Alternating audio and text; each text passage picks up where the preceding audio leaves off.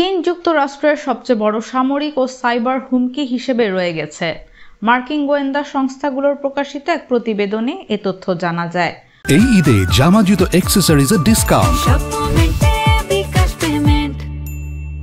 মঙ্গলবার 25 মার্চ প্রকাশিত বার্ষিক হুমকি মূল্যায়ন প্রতিবেদনে বলা হয়েছে, বেইজিং তাইওয়ান দখলের জন্য তার সামরিক সক্ষমতা বাড়াচ্ছে, যদিও অগ্রগতি স্থিতিশীল হলেও অসমান।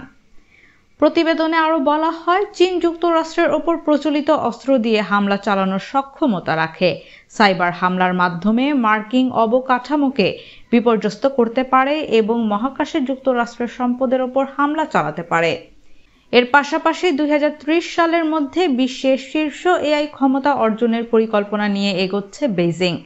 রাশিয়া, ইরান, উত্তর কোরিয়া ও চীন সম্মিলিতভাবে যুক্তরাষ্ট্রকে চ্যালেঞ্জ করার জন্য সচেতন প্রচেষ্টা চালিয়ে যাচ্ছে।